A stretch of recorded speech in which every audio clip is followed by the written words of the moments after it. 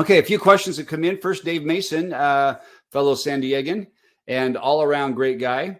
Dave says, do you remember Ron Chapman's fall preview where he constructed the ultra-long promos that would run the first day of the fall book in Dallas, promoting everything they planned for the next few months?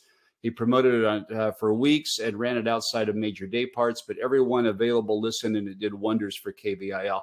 Ron Chapman was a genius. Ron had such an imagination and a sense of showmanship in the radio station and in the morning show that he did. He did things differently, and he thought about things through the audience experience rather than through the programming experience. In other words, he was able to look outside in, and it drove a lot of the common sense things that he did. Really a great showman. And yeah, I remember those promos. I wish I had some of them. I don't. There might be some available online. But, you know, most programmers today would never think of doing that and would never consider it, because what if our competition finds out what we have planned? They're going to steal the idea. So what? They're going to steal a good idea anyway. Get there, claim it, tell the audience what you're going to do, and then do it, and do it bigger and do it better than anybody else is. Especially today, you're not sharing that much listening with other radio stations anyway. Time spent listening and quarter hours to other radio stations has been going down dramatically the last few years. The last data I saw was just over 7 minutes per tune-in occasion. So even though your listeners do check out other radio stations, it's really not that big a deal, because they're spending a lot more time with other media than they spend with you. When they're spending that time with you, shouldn't we be giving them an experience? Shouldn't we be entertaining them? Don't worry about what your competition knows. If the competition is stealing the things that you're doing on the air and putting it on, all they're doing is following you. So stay in that leadership position.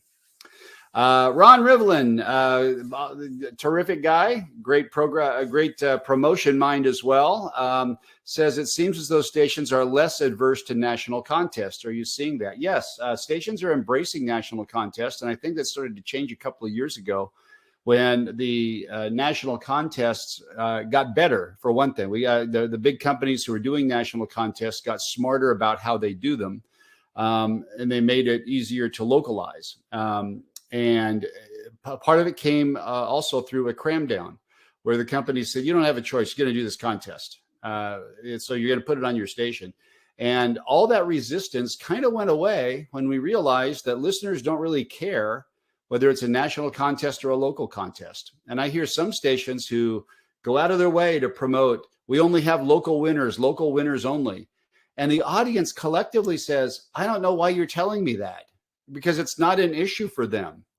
It's not a big deal. Why do you say only local winners? It's like you're expecting the audience to figure out that you're referencing that our competitors have national winners that aren't local.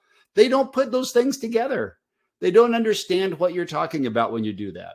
And we've also done a lot of research into national contesting, and those people who respond to contests, remember in the presentation, that 70% of those who are participating in a ratings research project will change their behavior and will activate and respond for an incentive. And we've done a lot of research on those people. Those people who will respond to that incentive don't care whether it's a local contest or a national contest. They're going to play either way. And those are the ratings people. So again, that's that critical 4% that I talked about. It's a very important 4%. Now, I don't believe that national contests, the way most of them are constructed, is very entertaining. It's targeted specifically to drive your ratings, to hit that critical 4%. And there's nothing wrong with doing that, by the way. They're important because they are going to spike your ratings in this monthly or this quarter, right? But it's not going to entertain the other 96%. And that's why if I were a local station today competing with national contests that I couldn't do, I would simply make my contests more entertaining to listen to, more exciting, more fun, more engaging, more relevant. Listeners want to be entertained. Prize pigs want to win cash and money. So yeah, if you have a chance to participate, and I know message Ron, because Ron works for a company that does a lot of national contests that you can buy into for an inexpensive price and execute. And folks, they work. So talk to Ron about that. Ron, you might want to post your email address in case anybody wants to contact you about participating in some of your contests. Chip says, are bumper stickers still a viable way to contest? I'm going to say in most cases, no. And there's some practical reasons why I say no. And I've done massive bumper sticker campaigns in my career. The problem with bumper sticker campaigns is that the audience trades their cars regularly and quickly. And so you've got to constantly get bumper stickers out there, and they're really, really expensive. To do bumper stickers right, you have to overwhelm the market with stickers, and you have to have amazing incentives to have that sticker on your car. And you've got to be out with your staff finding people who have it, so you're rewarding it all the time. Now, I did it for several years back in the late 90s and early 2000s on Star 100.7 here in San Diego. And we called it that put star on your car. And to make this effective on we'd promote for a week to look for the Sunday morning newspaper. This is back when people still subscribed to the newspaper. And inside the newspaper, every newspaper in San Diego County had a star sticker with all the instructions of what to do with this. And then on the Saturday before that, the Saturday before they dropped, we were out at the stadium, at Qualcomm Stadium. And we would invite people to drive through. We'll put the sticker on your car for you, and we'll give you an envelope that has a prize in it. And one of the prizes has like $5,000 in it. I think one year we gave away $10,000 instantly, $10,000 in cash in an envelope that they drew. We put thousands and thousands of stickers on on cars on a Saturday morning. So we got stickers out there immediately. Then if you miss that chance to get it, you open your newspaper the next day, there's another sticker. If you didn't get your sticker there, just call us and we'll send a promotions team to your office or to your home and put it on your car for you. So we were running errands all over San Diego County just to give people stickers to get them on their car. And that's just the distribution. Once it's distributed, you have to pay it off. And so we had sticker patrols where we'd go out and look for people. We'd pull them over, give them another choice of envelopes, and there'd be big prizes inside the envelopes.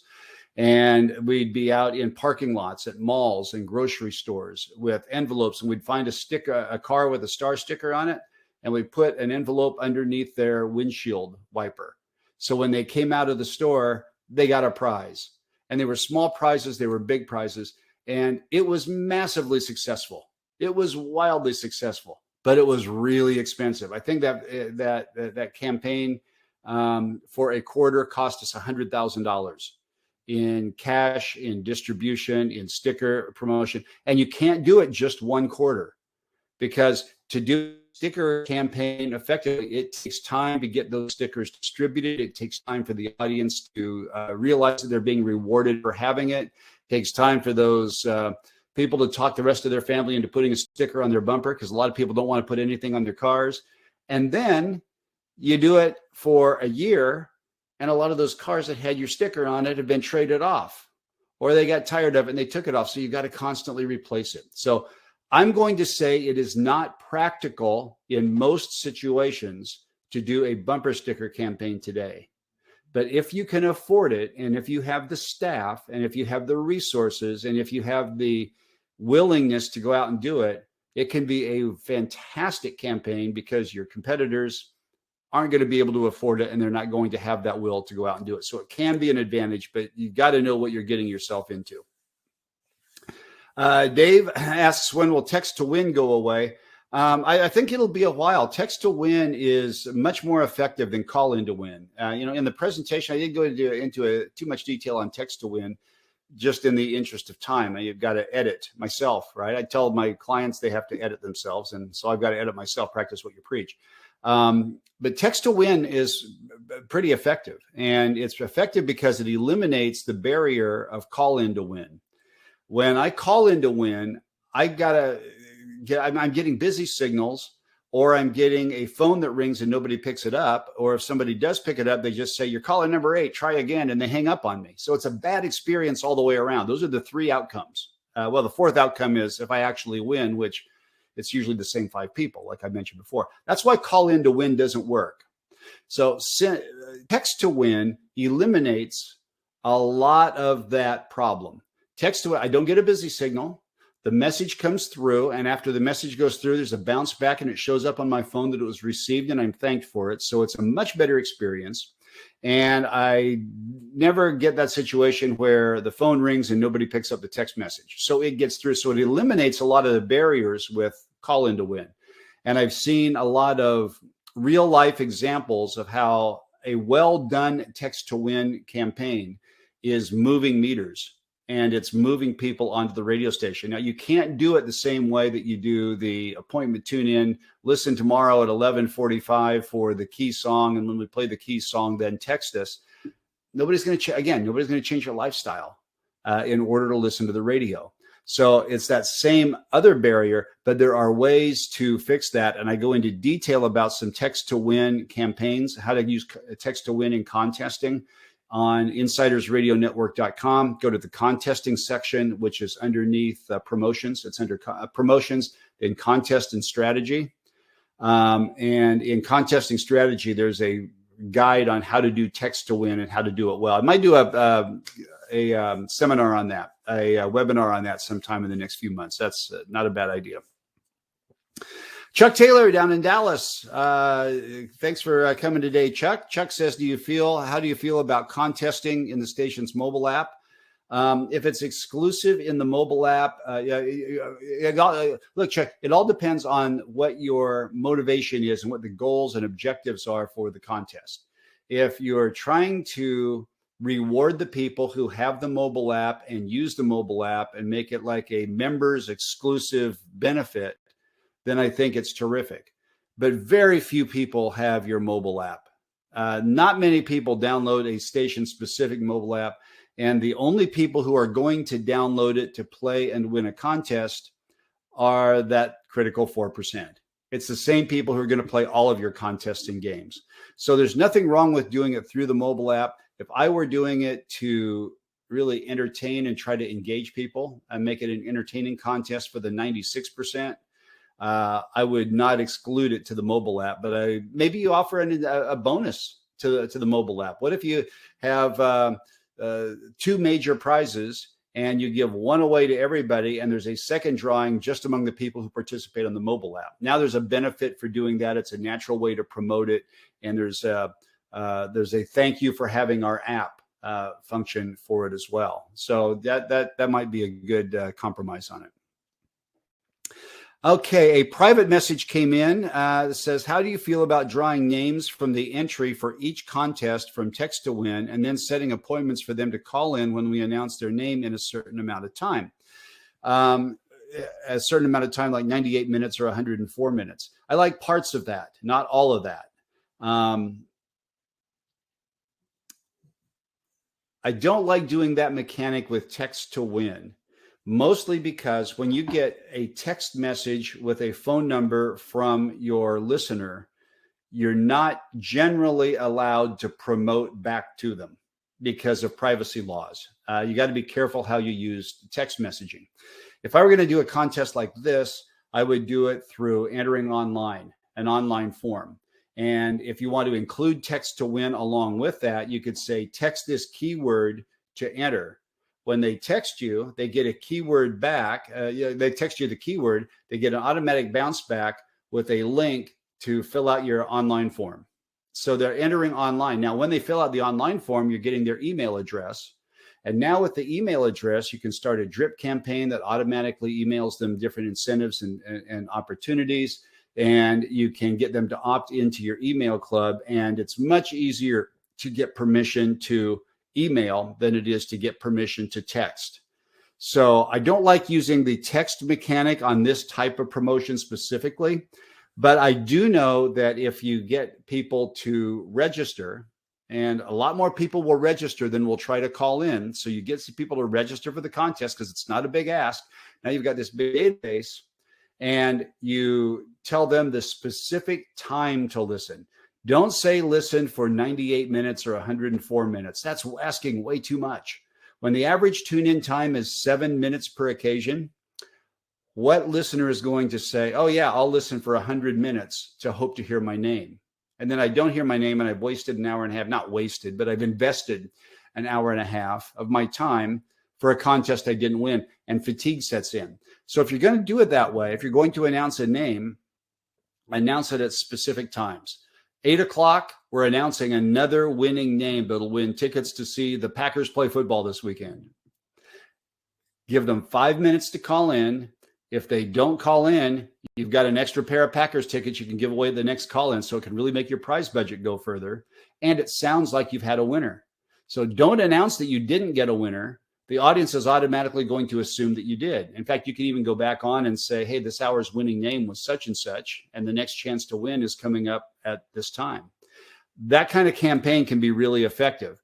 If you do that kind of campaign and you get the email address, make sure you email them frequently and consistently over a long period of time, because they'll forget that they entered the contest. They'll forget what they're supposed to do to win. So you have to be in touch with them on a regular basis to remind them the times to listen and to validate that people are actually winning these prizes.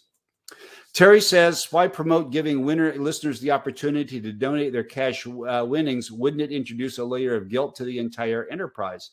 It all depends on the campaign, Terry. And if you think back to the webinar, I did make a big deal out of this on the seminar, but I said that if you're involved in a cause or a charity, and let's say you're doing, it's Christmas time right now. So let's say you're doing a Make-A-Wish campaign and granting the wishes of critically ill children. You play a game on the air like $1,000 Minute, and somebody wins, answers 5 of the 10 questions correct, and they get $10 for each one. So they've won $50. You can say, hey, congratulations, you get the money. That's awesome. You've just won $50. Now, that money is yours, but I'm also going to give you the opportunity to donate that back and make a child's dream come true at Christmas time. And if you want to donate that back, we'll match it with another $50. What do you want to do? So you're not trying to guilt them, but you're giving them an opportunity, and you'll be amazed at how many people will donate the money back, because they weren't really playing for the prize anyway. They were playing for the fun of playing the contest. Some will take it. Some will donate it back. You've given them the option, and don't make them feel guilty. Don't make them feel bad about it. Don't shame them into doing it. Just give them the opportunity. A lot of them will do it, and the station comes off looking like really good guys, and the listener does too, and also makes for really great promos. Brian says, I've always questioned the verbiage of win your. If it's mine, why do I have to exert effort to win it? I agree, by the way. And take a simple action and win. How is it that I didn't win even though I took the action? Yeah, you got to be really careful with that verbiage. I will tell you some verbiage in contests and promos that I don't like. Along with that, I don't like promoting your chance to win. Listen for your chance to win. I don't listen for a chance to win. I listen to win. So I like promoting listen to win this prize, listen to play, listen to win, et cetera, et cetera, et cetera. You want to make it very positive and proactive. I do not like saying, listen to win your tickets or win your way in. To me, that's some somewhat dated promo verbiage, because there is a school of thought in the past that the more we say you and your, the more the listener is going to feel that it's personal. And that's not the case. That's not what makes people feel like this is that you're talking to me. It's done through presentation, and it's done through creating an appeal, creating a invitation or the opportunity that makes it feel like this is something I want to do. I've never seen Apple promote their new iPhone. We've got your new phone. It's buy the iPhone. So I like keeping that simple. Brian also says car sales were high back when they were available. I'd heard the average age of cars in the U.S. had reached something like 11 years, and the emphasis in that factoid was that meant half were older. Yeah. Yeah, that's true. That people are keeping their cars a little bit longer, but that's in car sales. There's a lot of people who are leasing their cars. So you still are constantly replacing those bumper stickers. Terry says we switched away from caller number 9 to don't call us, we'll call you. This is great, Terry. This is another contesting technique which absolutely works. It's awesome. Players register to play online, then we call them at the appointment times. They can also indicate which appointment times work best for them to receive said calls. That's a really great tactic for the right contest. Now, here's the problem with the tactic is that if I did what you want me to do, I registered to win, and then the appointment time, you call me, I don't have to listen to the radio. So if I'm in a metered market, the radio station doesn't necessarily get any ratings credit because we're not forcing that prize pig, that part of the critical 4%. We're not forcing them to take action and listen, so we don't get the ratings benefit. But as far as a convenience to listener and engaging the listener, that's a fantastic technique. And I would absolutely do it for any game that you're playing or any contest that you're playing that's targeted exclusively at the entertainment value. For example, I talk about the game $1,000 Minute often because I think it's the best game in radio. $1,000 Minute is 10 trivia questions, answer them in 60 seconds, get $1,000, and we give you $10 for every question that you get right. I hate when stations have people call in to play because you get the same handful of callers that are playing over and over and over again because it's the call in to win mechanic. But you can ask them to fill out a form on your website and we'll call you when it's your turn to play. And then you call them, you set up the appointment. You can even record the game when it's more convenient for them instead of at the time that you're actually playing. They know what day they're going to be on so they can tell their friends about it. So with games, not contests, but with games that are designed for listening benefit and for entertainment value, absolutely fantastic. I love that. Now, there are also ways that you can do what Terry's describing here and make the contestant, the listener, prove that they were listening to that appointment tune-in time. So we're going to call Terry Stevens right now, who's the contestant right now. And if Terry can tell us the song that we just played, you can announce the title and artist. If Terry knows the song that we just played, he's going to win $1,000. So you're making the listener not just call in when they hear their name, but you're calling them and you're surprising them. And you also have them verify that they were listening. So that will drive down your winner ratio quite a lot. You get better winners though, because you get people who are really genuinely surprised. Now, another hybrid on that, by the way, is to call them and they automatically win something. But the big bonus is if they can prove that they were listening right now. All right, so you've got a much greater incentive. They already win, but they also get an incentive, and you get a much greater listener reaction. I don't know if you've noticed this, but with call in to win contests, the winners aren't nearly as excited as they used to be. Partly because they don't know why they were calling to begin with. They just heard call now. And partly because a lot of these people who are winning are used to winning. It's old hat to them. It's not that big of a deal. And then if you do the mechanic where I announce your name and you call to claim your prize, they already know that they've won. So you've lost the surprise and you don't get quite as good an audio in that listener reaction. But if you do what Terry's suggesting here, you're getting a much better listener audio because they were not expecting you to call them. And that surprise comes through and it makes for some really, really terrific promos. And he says, we only use the mechanic for playing along at home contests. That's the best way to use it, Terry. Yeah. So I love it. That's absolutely the right way to do it. Chris says, KMBY Monterey, from KMBY Monterey, beautiful part of the world. How does don't call us, we call you? How do we do that? I think you were asking that as I was responding to that question. So I think I've explained it. If you need some more clarification, let me know. Facebook and Meta, Facebook now called Meta, the parent company, has changed up their contesting policy on a regular basis. Do you have any success stories from incorporating social media into contesting? Yes, but they're dated. Like you say, Terry, that's a constantly shifting target. I don't believe that contesting on social media is the way to go. I believe using social media to promote your contest is the way to go. And if it's an enter to win or a text to win, using social media is fantastic to drive reaction to your contest, but don't confine your contest to social media.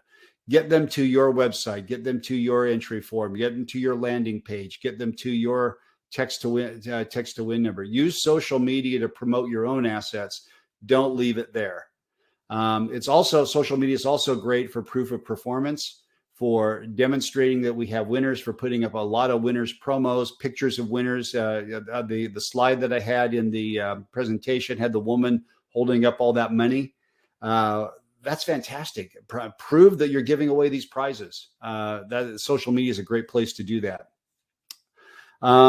Thanks for all the feedback. Lost a lot of questions because I don't know much. Actually, Terry, you're asking great questions. I think you know a lot more than you give yourself credit for. Dave Mason again. What about the item versus the experience? Win a $100 gift certificate versus win $100 to spend at. It depends on the contest. If you ask listeners, they want the cash. Giving away cash, I think, is okay. Let me qualify that. Let me go back to the 4% versus the 96%. The 4% are going to respond to cash. 96%, the ones who are listening for entertainment, giving away the experience is better. Experience is going to be more entertaining. It's going to be more colorful. There's going to be more to listen to, the more to listen for. And it will engage that non-contest player much better. The 4%, the ones who move your ratings, are going to respond to the bigger incentive. And the simpler you keep that big incentive, the better. They're going to respond better to $100 cash than they will an experience that sounds great and is worth about $500, but it's not cash. The prize pigs are going to respond better to, they'll respond to any offer, but they're going to respond better to the cash. So again, to me, it comes down to program to the 96%, promote to the 4%. And activate that 4%, and you'll do really well with contesting in the ratings. But if you're only promoting to and programming to the 4%, you're not going to have nearly as much success with those resources that you're putting into entertaining the 96%. Looks like that's all the questions. Let me check and see if there's any more private questions that have come in. There's several here. There's several that I missed. Here we go. Just a hello from Craig in St. George. Craig, it's great to hear you. Great to see that you're on. I haven't talked to you for a long time. Thank you for coming, and love to catch up with you at some point. Question about a previous seminar. Josh says, where can I see your It's All About the Hook seminar? It's All About the Hook is available at tjohnsonmediagroup.com. Just do a search for It's All About the Hook. It's available for $9.95 there. It's also available on demand at insidersradionetwork.com for all members. So if you're a member of Insiders, again, you get access to the entire library of webinars. Question says, what contest rules are unbreakable per the FCC? For example, do we have to publish rules for all games, games open and fair to all, etc.? Julie, I don't know the exact rules that absolutely positively from a legal standpoint absolutely have to be on. Every company interprets what is necessary and is a material rule differently. So I'm not going to give you any advice in a public forum because I don't want you to come back later and say, yeah, but Tracy Johnson said that's not how it is, because every company is different. Some companies are a lot more sensitive about making sure that they never have problems with any contest. Other companies say, well, we post the rules and it's up to the listener to get it. So go to your management, do what your management says, because that's not abiding by your company's contesting policy is a really good way to get fired if something goes wrong. If you're following your company's policy, then you've got to fall back and you're not going to have anything to worry about. And I don't want to steer you in the wrong direction.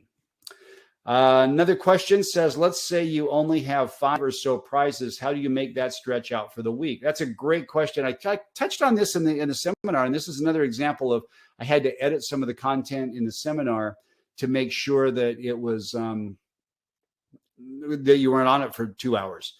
But If you have 5 prizes, I would do them on one day in one show every 45 minutes for a 4-hour show in the morning show.